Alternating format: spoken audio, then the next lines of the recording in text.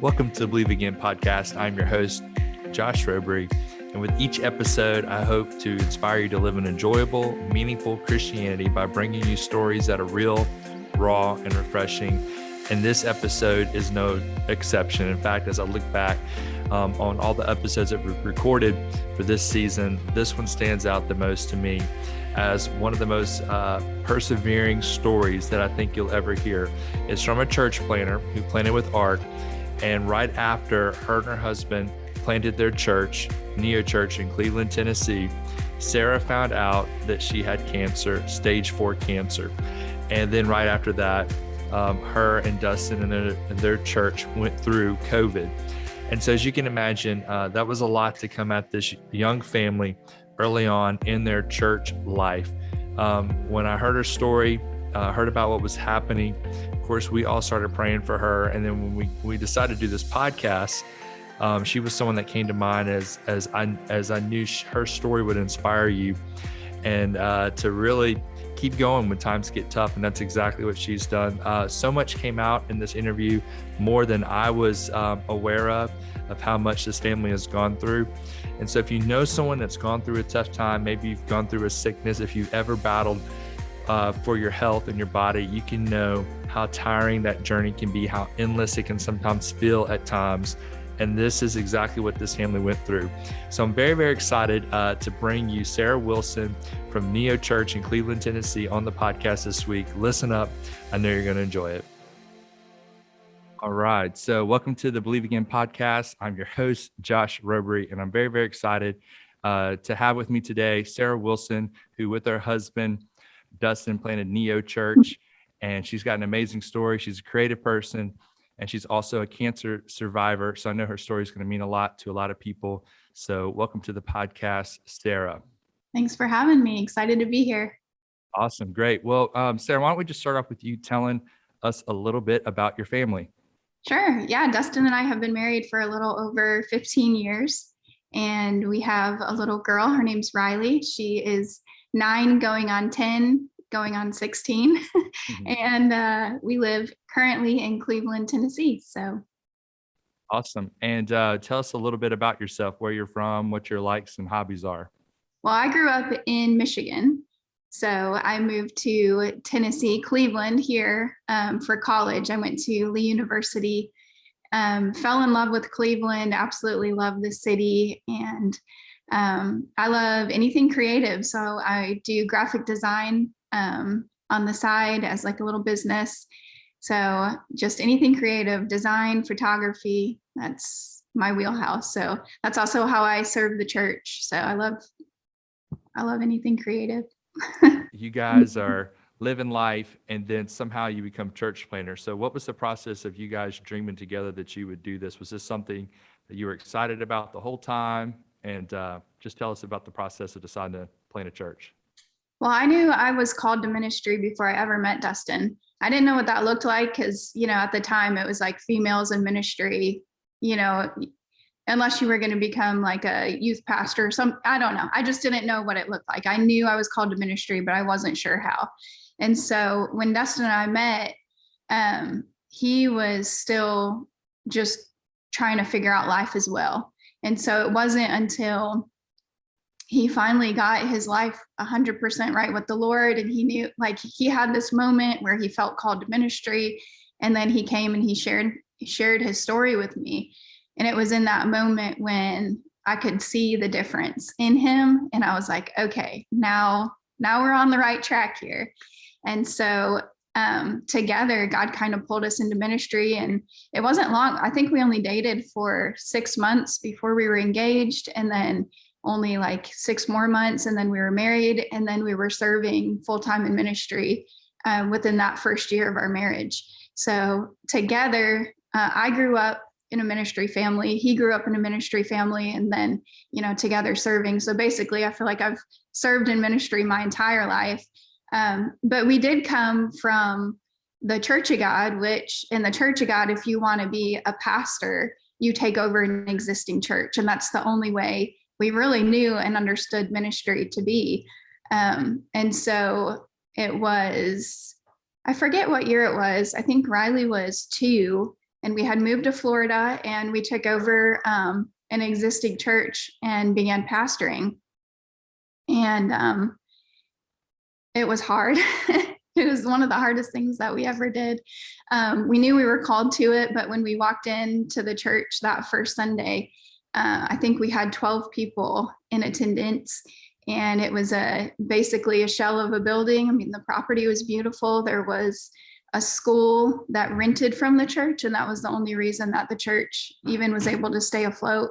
So they had 12 people, and no worship. They worshiped to YouTube soundtracks, and it was just, it was interesting. And we walked in that day to test out and to interview. And when we walked out, we were both like, this is where God wants us to be. And so we started serving that church, and we were there probably for about a year when I was diagnosed with cancer the first time. So this was back in 2015. Riley was 3, and we were foster parents at the time. So we were foster parents. We had Riley and pastoring full time. And then I was diagnosed with breast cancer. And so that was probably the hardest season of our life ever. And really, the church was the only reason why we survived that season. So 3 kids under the age of 4, and we would have to drive to Tampa several times a week for treatments and all kinds of stuff. And so the local church really stepped up for us in that season, like helping with the kids and bringing us meals, financial, like all the things that you would expect family to do, the church did for us. And so as we were in that season and walking through that, the church really just, was our lifeline.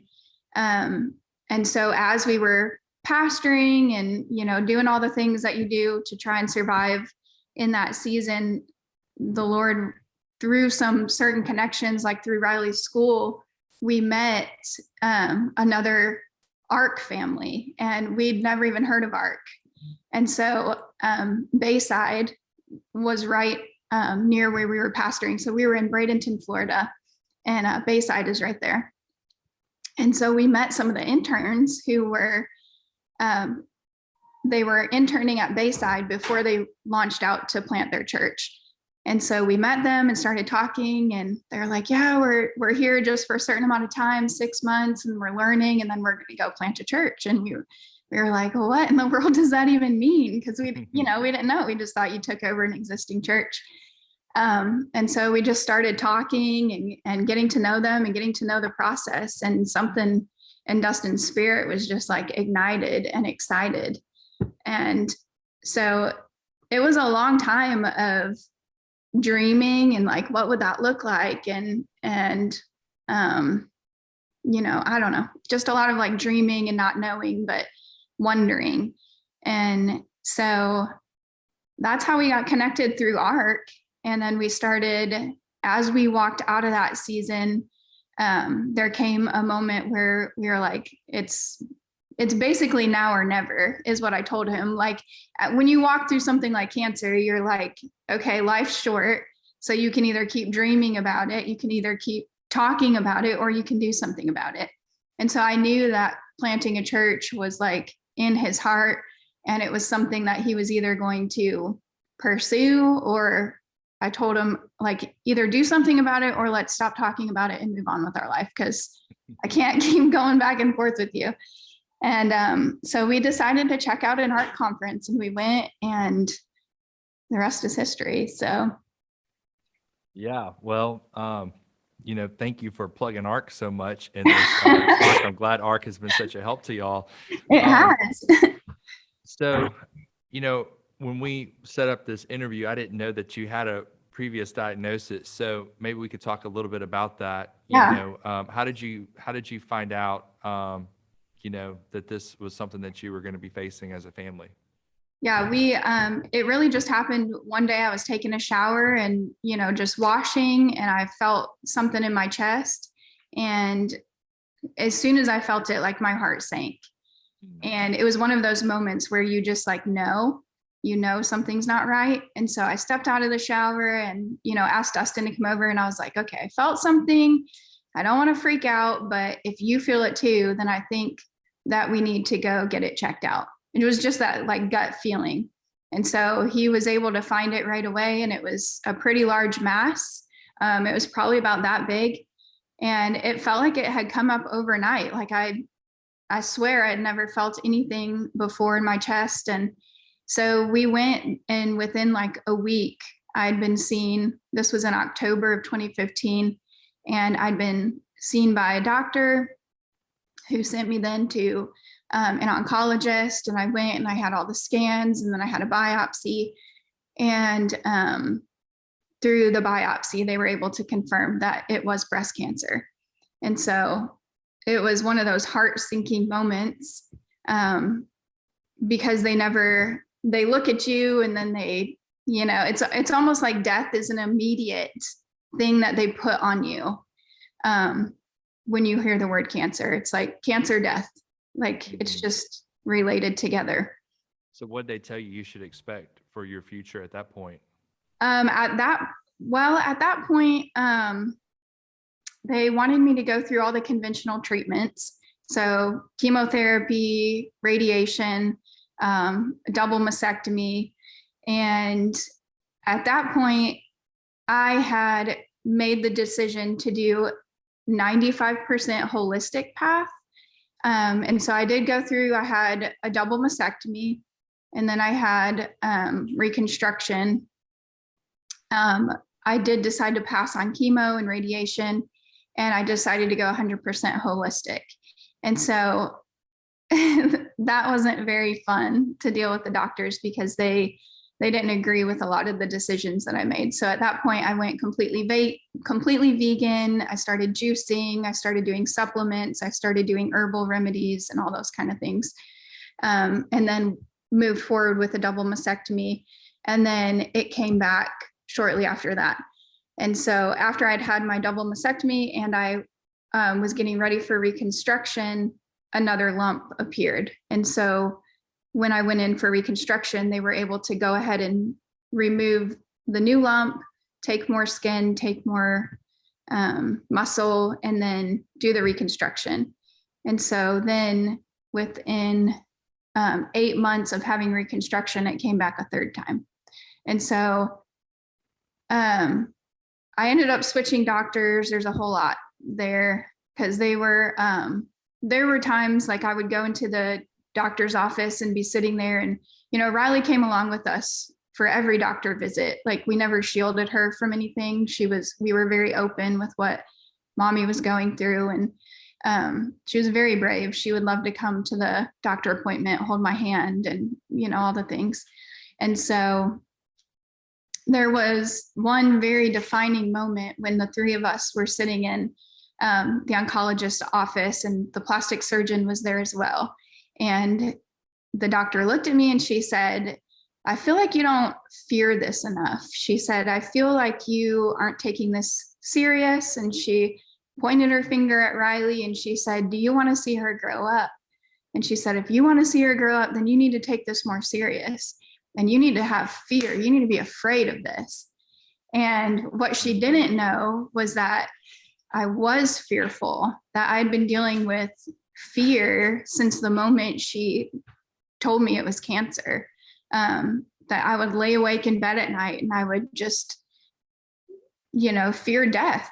Honestly, I was afraid that I was going to die and that I was going to miss out on Riley growing up and all the other things that God promised over our life. And so for her to look at me and say that and say, like, "You're not fearing this enough," it was like, "Lady, you have no idea like how much I fear this, how serious I am taking this." And so I ended up switching doctors, moving to a new surgeon.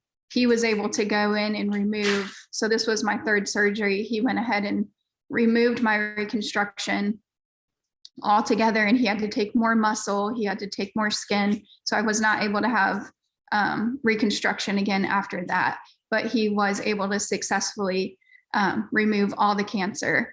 And I remained cancer free for about 3 years after that.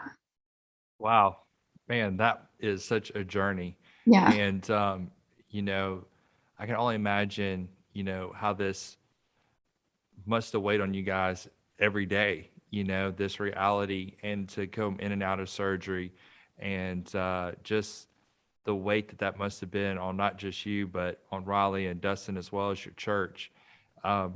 What when you were in that season, that first season, before you saw the last doctor, what were you learning about your faith and about God in those difficult times? Um, man, I had to learn so much in that season. I mean, like I said, fear gripped me. Like I had never been gripped with fear ever until that moment. And I had to learn to allow others to surround me and be able to pray for me in those moments. I had to learn to put on worship music. I had to learn how to fight the enemy and fight that fear, because it was crippling me. Like I couldn't go a single day without thinking that I was going to die. Any ache or pain, any lump, anything that appeared was immediate. Oh crap, it's back and I'm going to die.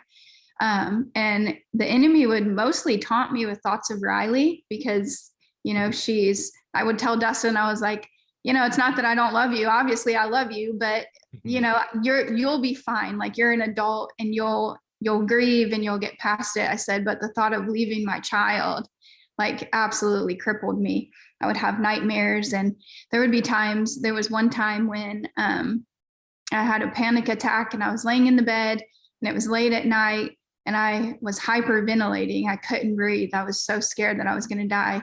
And Dustin had to call his mom and dad, who didn't live too far from us. And they drove over in their bathrobe and their slippers, and they blasted worship music in the house. And they just came and just laid their hands on me and started praying until I could breathe and calm down. And like, it's just, so there was a lot of learning to rely on God, to trust him in that season of just straight fear, and just being able to release that to him. And it was hard. It was very hard. Yeah, I mean, that is, we were talking before we started recording, and, I just can't imagine something worse happening to a family. I mean, I can think of one thing, but besides that, I can't think of a more difficult situation than a mom of a young family that's just getting started with their family, with their life, with their dreams, with their ministry, having to battle something like this. And the fact that it kept reoccurring, must have, for me at least, thinking about being in that situation, how could you not feel defeated? How could you not feel that things weren't working out the way you were hoping for? Why me?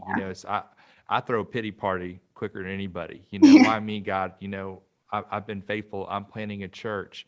Isn't there a drug dealer somewhere that this could happen to? Yeah. And you're doing all the right things. And I think, like, when I hear your story, I think about the fact that a lot of people deal with fear, and they're not facing the same situations that you are. But because your situation is so extreme, if you can overcome fear in your situation, I think it can give hope to them facing fear in their own life. And what would you say to someone listening right now that's battling fear? Like, how did you get through that? What would you tell them to do the same thing? I honestly, I can't say that I had any kind of like remedy or anything, that there was a magic moment where I was like, you know what, I'm not afraid anymore. I never had that moment in that first season. Now the second season, I can share that with you, because that is a whole other entity in itself. But in that first season, there was no getting over the fear. It was a daily grind. It was a daily of laying it down before the Lord in the morning and laying it before him as I went to bed at night. Like it was just there was no solution for it. It was just, you got to keep going. You got to keep going. Don't give up. Don't quit. Like, you're not dead yet. So keep going. Yeah, well, I think that's really the right answer. It's the more accurate answer to what we see in the Bible is I think people are looking for a switch that if I do A, B, C, Yeah. people build blogs and books off of that idea that if you do A, B, C, 1, 2, 3, you'll get these things. Yeah. But that's not the case. There's no switch, there's no potion, there's no formula. I think I've recognized in my life that the more I'm willing to get through each day, I'll look back and see over the journey things got better. But there wasn't a moment where, I looked and said, "Oh, I'm a different person," Yeah. or "Oh, this is not the same." Right. And so it sounds like that was the case for you too. I heard a author say this, it's John Acuff in his book Soundtracks. He talks about a dial, and he says that we're all looking for a switch to turn the negative things off, but really we have to learn to control the dial because they don't ever go away. So you got to turn it down and know when to turn the right things up. Yeah. So going back, you had said just a few minutes ago, you had said, you couldn't imagine walking through that and being like, "Hey, Lord, I've been faithful. Why is this happening?" And I was really angry in that season with God. From the moment I was diagnosed, I was like, "What the heck, God? Like, I can't believe." Like, it was literally like everything you just said was literally how I felt. Like, we would be driving down the road and I would see someone walking and they'd be smoking a cigarette. And I would look at Dustin and I would be like, "Do you see that person right there?" I'm like, why? Like, why am I dealing with this and they're perfectly healthy? And I had those conversations with God. I was like, it doesn't make sense. It isn't fair. I've served you my whole life and I've always been faithful to you. And I've had my moments of slipping up. Nobody's perfect, but I've served you. I've served you with my whole heart and I've given my life to serve the church. And this is my repayment. And it didn't seem fair. And I was angry and I was upset. And so through that season, it's funny because I feel like the first season for me, I was full of fear and I was full of anger. And then Dustin was full of faith. He never once feared that I was going to die from the cancer in that season. And anytime I would get angry, he was there to just be like, "It's going to be okay. Like, God's not left us. Like, look at all the things he's done. Look at how he's seen us through this. Look at how the church has been there for us to like see us through." And so he was that constant reminder in that season of it's going to be okay. And then season 2, it's almost like we flopped in a way. And so he went from full of faith to full of fear. And I swapped and my faith was elevated. And so I feel like God does that, for us in our relationships, not just in marriage, but, the people that you surround yourself with, hopefully when you're down, they're up and, opposite. Yeah, there's a lot to talk about there. So let's just jump into that then. So you go to, you guys plant a church. There's a part of the journey where you come through the ARC process and you guys launch. And then how far into that were you when you got the news that, hey, we're going into round 2? Yeah. So when we were pastoring in Florida and we really felt that call to plant a church and we started looking into ARC, we started the process, to be approved to plant through ARC and ended up moving in October of 2017. So October 2017, and moved to Tennessee because we knew this is where we wanted to be. And so moved and then went to ARC conference. And then September of 2019 is when we planted Neo. And so we planted strong 2019 September. And then 3 months in, so it was December, and I was diagnosed stage 4. And then COVID happened. So it was like a whole just like series of, unfortunate events. So it went from you didn't just have COVID, you had super COVID. Yeah, it was awful. So that's how that timeline went. It went September 2019 plant, and then December COVID, and then March, or December cancer, and then COVID in March. So everyone else is experiencing the pandemic, and they talk about the depression epidemic that was along with the endemic, the anxiety epidemic, the the being cut off, the being without contact with other people, and the devastation that caused a lot of people. You guys are going through that with a 6-month-old church, a young family, and a stage 4 cancer diagnosis. When we got the news that this was happening and you had stage 4 diagnosis, I was shell shocked, and our team was, Amy was, we couldn't believe it. We were devastated for you. And I think, of all the church planners that we've been a part of, we've walked through some things, but this is one of the most devastating things I've heard of, So you guys go through that, and what were the emotions that you were feeling when you got that news 3 months in? Yeah, it rocked our worlds for sure. Like I said, dealing with fear from the first time, it had always lingered in the back of my mind that it could come back. And so leading up to that, I'd developed a cough and just thought it was, the season, the weather changing, whatever. So I'd started coughing. And then as I was coughing, my back started to hurt to the point where I would wake up having coughing fits at night. And so I would get up to go walk to the bathroom. And then all of a sudden, I would feel like a shock go down the left side of my body, and my leg would quit working and I would just fall to the ground. And so that happened in the middle of the night, and I didn't say anything to Dustin. I didn't wake him up. I just had this like gut wrenching feeling. I was like, something's going on.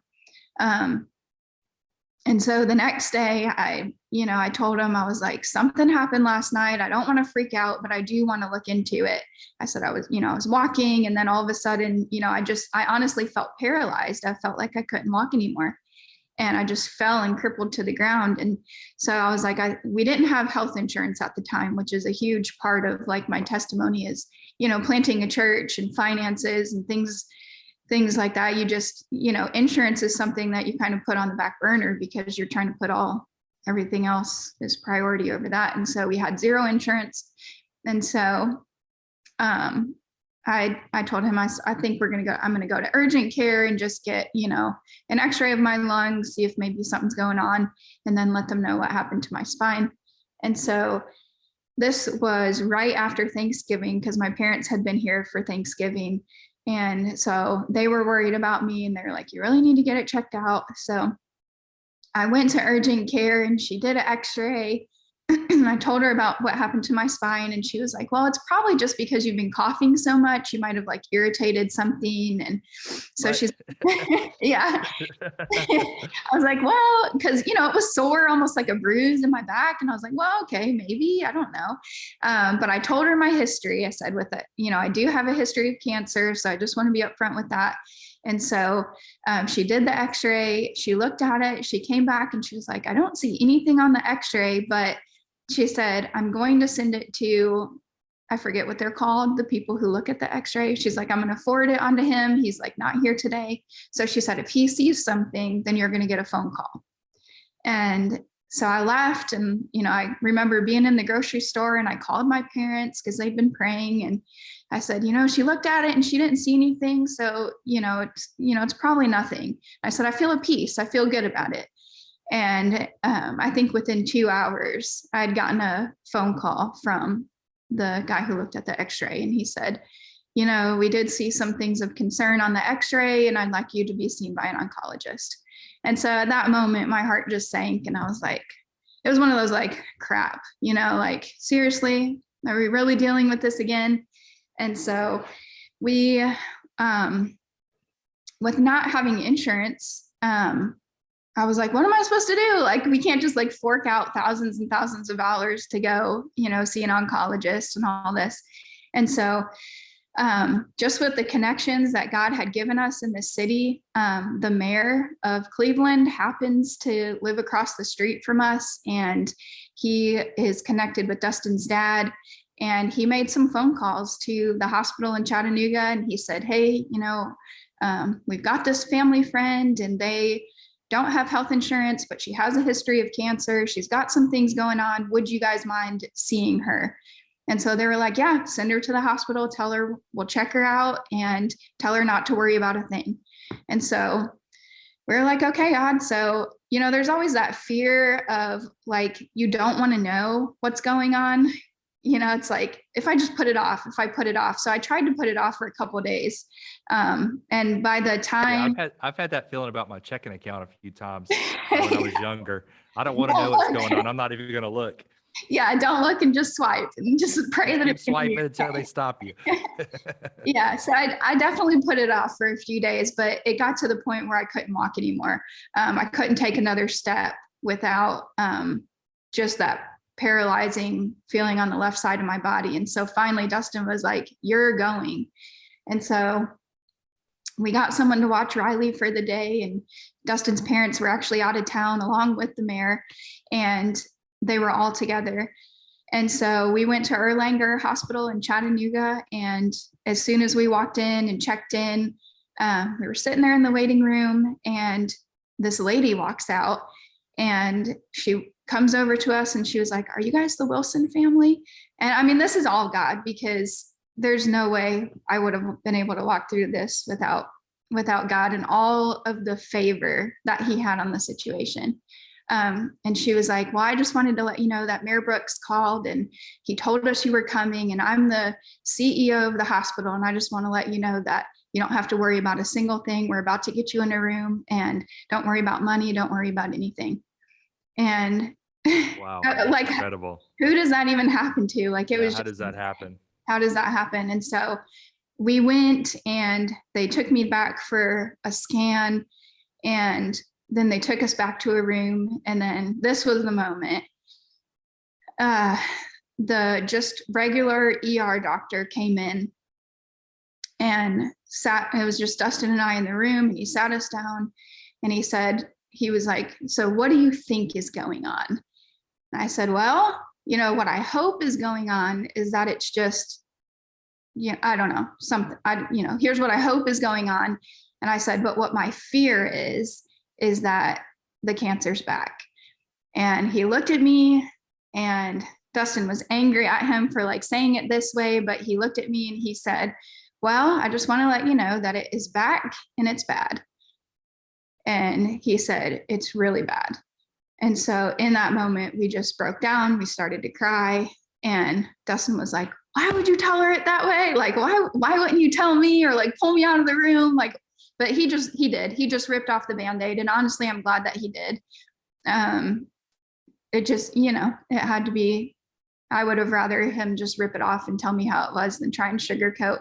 And so from then on, it just felt honestly like a whirlwind. Like, things just happened so fast. It was like, okay, you're being admitted.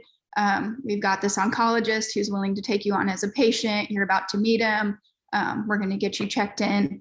And everything just happened so fast. I basically cut myself off from everybody and everything. I didn't answer my phone. Our phone started blowing up as soon as Dustin's parents found out, because they found out, and then they started sharing the word with, a bunch of different pastors, and then our phones started blowing up. Our social media started blowing up. And I cut myself off from everybody and everything, and just shut down, and just had to be alone.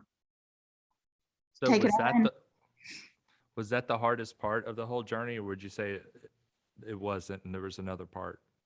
No, I think that was probably the hardest part. So we got that news, and then they went ahead and took us to a private room. So it was just Dustin and myself. No one, Dustin's parents were out of town. My family lives in Michigan. So it was just the two of us. And that when we got into that private room in that moment, and the tears started flowing, and it was like every regret that I'd ever had as like a wife, as a mother, as a person started coming to the surface. So I was just weeping, and I was like, I should have been a better mother. I shouldn't have yelled at her about this, or I should have been better to you, or, I don't know if I'm allowed to say this, but I was even like, we should have had sex more. Like, I should have had better one. Like just every regret was just like in that moment. I literally felt like, I mean, when they say stage 4, like my immediate thought was like, how long do I have?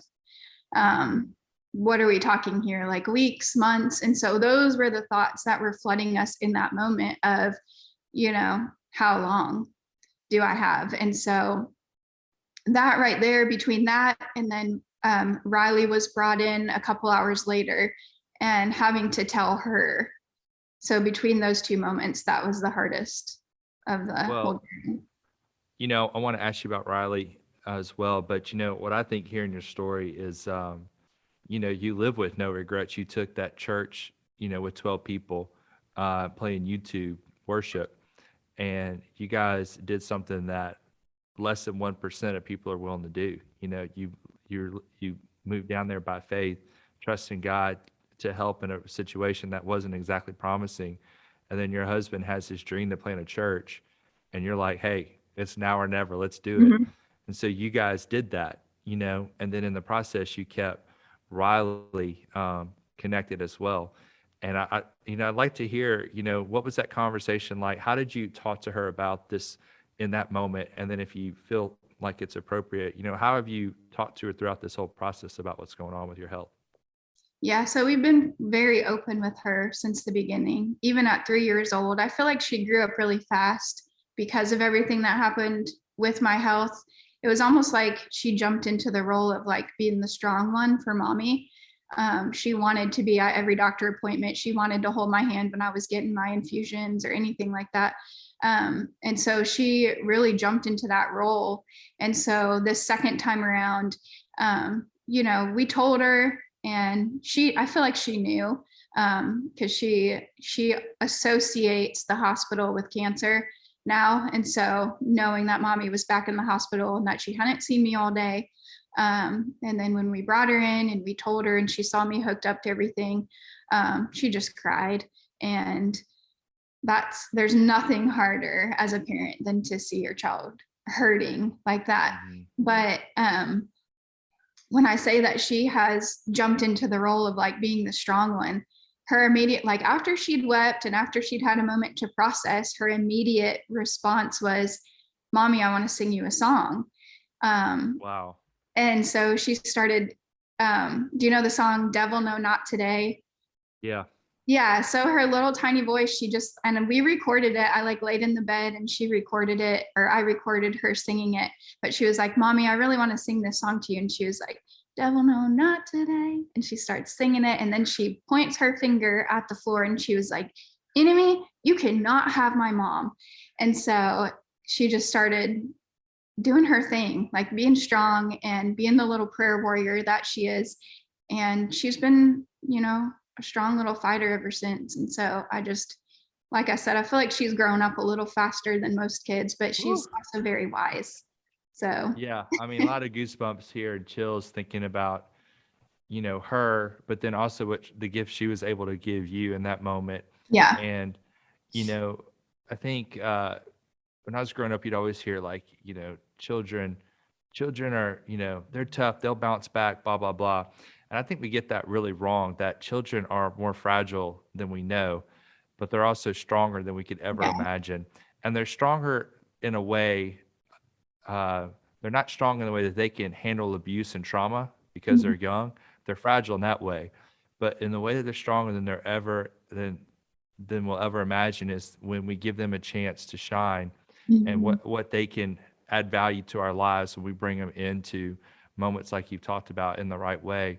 I Yeah. think kids can give us things that we could never find anywhere else.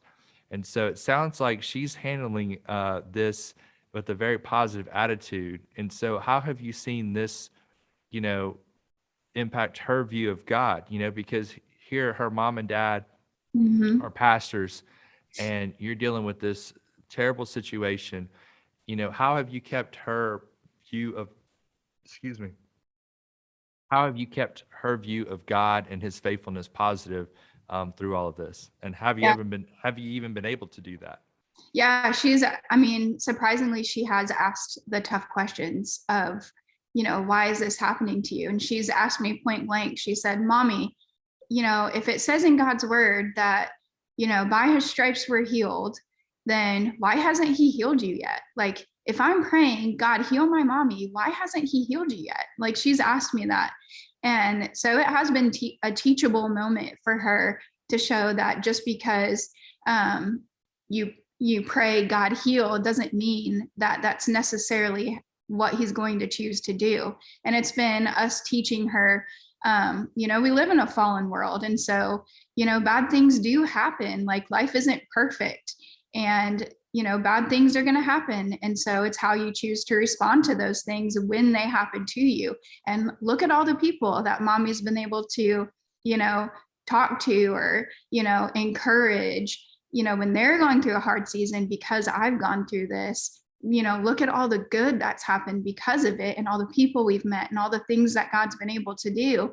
Like, that wouldn't have happened if mommy hadn't got cancer. And so I know it's hard and I know it's not fair, but it is what it is. And so she's great. She's an amazing kid, like, just the way that she processes stuff. And so she's like, okay, I understand. And so I've had to teach her, like, even if God never chooses to fully heal me, because, that is the goal. Like, I want to hear every time I go in for a scan, it's like, I want to hear cancer free. And every time I go in, I hear it's stable.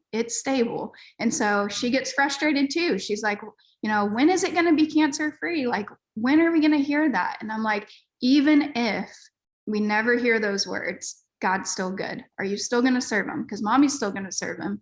Are you? And so it's just, what better legacy to leave for my kid to know that, regardless, I'll still serve him.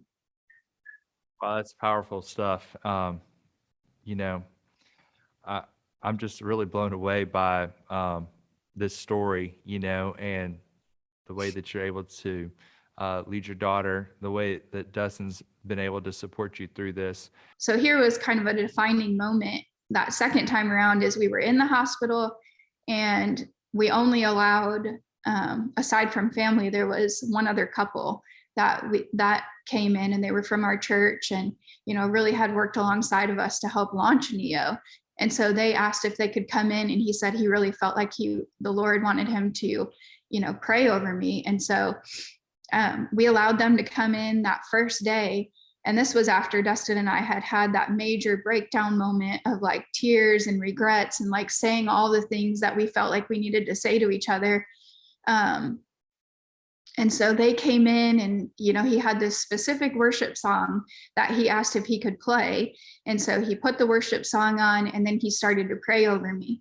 And as he began to pray, there was something in his voice that changed. And I've never audibly heard the voice of the Lord before. Like, I've felt him move, and I've felt his leading, and, known that he's leading me, but to, like, audibly know, like, hey, the Lord is speaking to me right now in this moment. That's never happened to me until that moment. And so as he began to pray, I knew it wasn't him praying, and he was so close to my ear. He was almost like whispering in my ear. So I was the only one who could hear it. And the words that he said, literally everything that Dustin and I had spoken about in those private moments, he reiterated. And it was like, I had this fear. I said, I felt like I was, like, on a cliff, and I was about to fall off the cliff, and the cliff represented death. And so when he came in and he started speaking and praying, he said, the Lord wants you to know that you are on a cliff right now. You feel like you're on the edge of a cliff, but it's not, you're not going to fall, and it's not going to end in death. That the edge of the cliff is only going to be elevated. It's going to be you being elevated, and that people are going to hear your story, and that people are going to come to know Christ through your story. And he spoke to every fear. He spoke to every doubt. He spoke specific things about Riley and fears that I had about, her and not seeing her grow up. And the Lord spoke to every single piece in my heart. And he said, it will not end in death. This will not end in death. And so when that happened and that moment happened, I felt like every fear that I had dealt with for the last, 5 or so years walking through this journey immediately, like, dissipated. and I felt this extreme peace. And it was like I knew in that moment that everything was going to be okay. And so, like, our tables had flopped because I was like, you know what? The Lord just spoke it to me. The Lord just said, you're going to be okay. And one thing that God spoke to me, like, as I walked through this second season, He said, you're going to walk through the fire, but you're not going to be burned. And I didn't know what that meant. I just held on to it as a promise. And I look back and now I understand what that statement meant, because even though I've gone completely conventional treatments this time with chemotherapy and, all the pills, all the injections, going in for all treatments, I still have a full head of hair, and I've had like every side effect that the doctor said, this is a possible side effect. You'll be sick. You'll be, all these things. I've not had a single one. And so, Wow. for Him to Yeah. say, like, you're going to walk through the fire and not be burned. I've been through the fire. Like, I'm not saying it wasn't easy. Like, it's still a daily struggle. And, it's hard. It's a struggle, and there's so many things with it, but I've not been burned in that process. Like, like, people look at me and their one comment is like, holy cow, you have stage 4 cancer. Like, you do not look like you have cancer. And I'm like, thank you. That's because of the Lord. Well, I have to admit, I've always thought the same thing. You always look so healthy, and sitting here talking to you, you look as healthy as could be. And on Instagram, your post with Riley and Dustin, he posts about you constantly, and you always have looked healthy, and so that was something, honestly, I've always wanted to ask about, but I wasn't going to. But Yeah. you brought it up, which is just another miracle, Yeah. in this whole thing. And well, could you bring us through, you get the diagnosis, and then how did things progress to where we are now, and where are you today? Mm-hmm. So, diagnosed, and I stayed in the hospital probably about a week, and then was released to come home. And the doctors put me on. It's crazy. I met my doctor in the hospital, and from the moment I met him, because my entire experience when we were in Florida the first time around was negative with doctors, and so I had this huge fear of doctors, just really did. And so I met him, and the moment I met him, just peace. And he shared with me that he's a Christian. He believes that we're going to get through this. And like everything he spoke over me was life. Whereas the doctors in Florida, all they ever spoke over me was death and negativity. And so it was a little bit scary, getting on the meds and not knowing how my body was going to respond. And there was an adjustment period of probably about 3 months, where I had to get used to the different medications and how my body was going to function on them. But it took so I went from not being able to walk completely to within about 3 months, the tumors in my spine had shrunk enough to where I was walking again. The reason I had the cough originally is because I had tumors all in my lungs that were irritating it and making it cough. I had blood clots. And so, now they've got me on a daily regimen. I take, a chemo pill every day, and I take, a couple, like a blood thinner. And then I go in every other week for blood work, and I go in for scans every 3 months just to monitor. But as of right now, all tumors have been completely stabilized. So they've not grown in over a year. And so they said, if we can get to December, which will be 2 years, then I can go in for a PET scan. And in the PET scan, that will determine if it's dead disease or if it's still active. And so that's where I'm at today. Yeah, I saw you posting that's what you've been praying for, was that Mhm. you want to hear dead disease. That's the Yeah. next step. And so if you're listening to this podcast, Yeah. that's what to pray for. Yeah. But it sounds like you're on track to get that PET scan Mhm. and hear those words. So we're praying with you for Yeah. that, and I believe you will hear it. So I want to just wrap up by just hearing from you. What do you see in the future? When you look forward from here, what do you see? Yeah. I don't know. I try not to look too forward in the future. I want to make sure that I don't ever want to say like I don't know. I want to make sure that I'm being realistic, because the doctors have said that the medicine that I am on, they've given me statistics as far as how long it can help postpone the progression of the disease, basically is what they say. And so realistically, what I would love to hear, like you said, is dead disease, and that I can have a nice long future, see Riley grow up, get married, see the church thrive and flourish and all those things. And I just want to let the Lord do his thing. I would love to see it be miraculous. Every time I do go in, I am told that, my numbers and my counts, that everything is amazing to them. Like I shouldn't be handling it. My body shouldn't be handling it the way that it is. So I know that he's already walked me through, all that in a miraculous way. So I try to focus a lot on where God has me right now. And right now I'm healed, I'm whole, I'm walking, I'm living like a seemingly normal life. And I'm getting to hang out with my kid and pastor an amazing church and, be a wife and do all the things that I promised I would do and, all these things. And so, just taking it day by day and believing for a miracle, but always keeping that, even if I never hear those words, just knowing that, hopefully the way I live my life, I can be a testament to someone else that, God's faithful, he'll take care of you, be faithful to him. And even if it doesn't turn out the way that you want it to, or that you hoped it would, that he's still got your back and he's still good. He's still a good God regardless. So in a perfect world, I would love to hear cancer free. And I would love to see Neo just completely flourish, people come to know the Lord, and to watch my kid grow up and get to do life with my husband for many, many years. Well, I mean, it's very inspirational to hear you describe it in that way. And I think about, I'm no theologian, but I think to hear you talk about the sovereignty of God in such a faith-filled way is what I hope I would have in any opportunity I have to suffer, that I would trust God no matter what, but I'm always expecting God to do the miraculous and know that he can. But if he doesn't, that he's sovereign and good no matter what.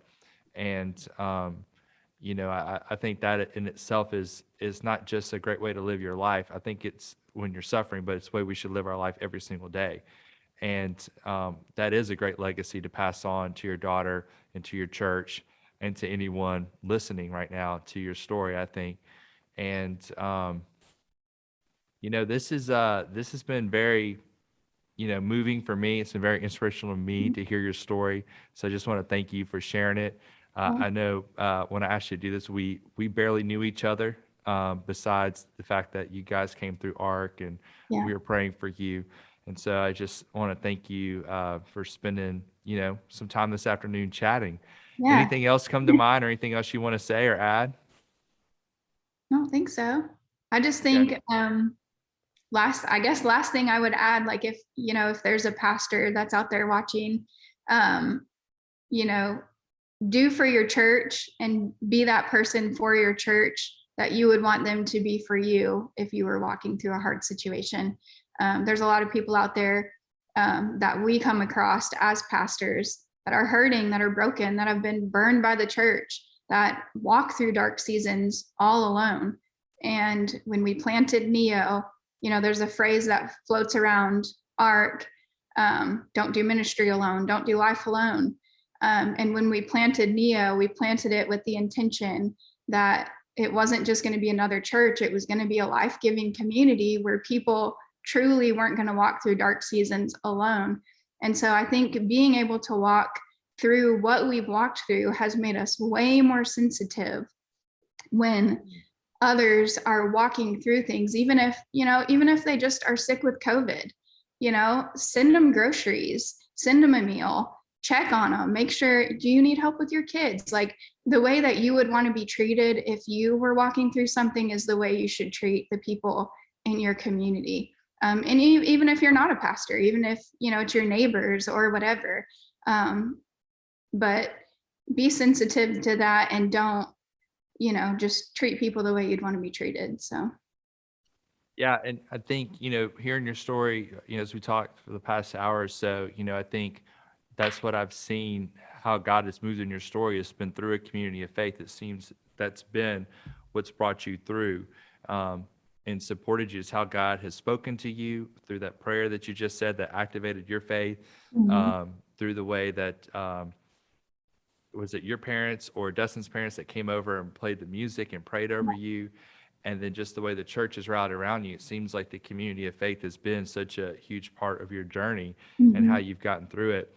And I think the fact that you've had to face this diagnosis has caused you to make the most out of life and to live every day, without that promise that we have tomorrow, because nobody does. I don't have any more guarantee for tomorrow without a cancer diagnosis than you do. I just get to take every day that God gives me and try to do the best of it.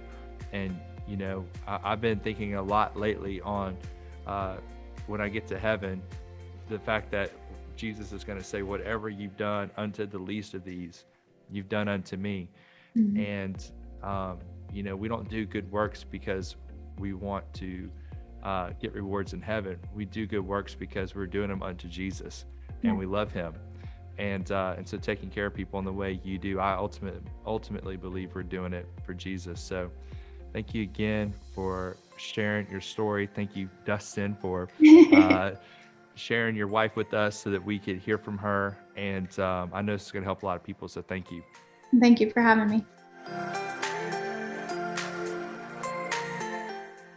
And that is all we have for today's episode. I want to thank my guest, Sarah Wilson, for sharing her story, a very vulnerable, just incredible story of persevering and keeping faith. I hope you really, really enjoyed hearing from her. I also want to thank our sponsors. First of all, I want to thank Yellowbox. Yellowbox helped create the branding website and has done a lot of production for this podcast. You can find out more about them at yellowbox.co. If you're in search of creative digital solutions, consulting for your church, production for your church, they're a great resource to look into. I also want to thank Cool Kids Coffee. Cool Kids Coffee gives a bag of coffee to every one of our guests on the Believe Again podcast. And every time you buy a bag of Cool Kids Coffee, a portion of the proceeds go to nonprofits in New Orleans to serve kids in need. You can find out more about them at coolkidscoffee.com. And also, every guest on the Believe Again podcast gets a copy of my book, Believe Again, Finding Faith After Losing Religion. I should know the title of my book by now. And so the reason why we're doing this podcast is because as I was writing this book, what really happened is not only was God changing my faith and my perspective on the world, but I was meeting so many people who were impacting my life in such a positive way. And I thought, how can I keep that going after the book is written? And this podcast is the way to do it. So hopefully you are feeling inspired, feeling more ready to take on the challenges in your life. Hopefully your faith has been stretched a little bit through this podcast. And if you enjoyed it, then you're really going to enjoy the book. You can get it at Amazon or find out more about the book, this podcast, and the blogs that we offer at believeagain.co. Thanks for listening. I hope you enjoyed it, and we'll see you next time.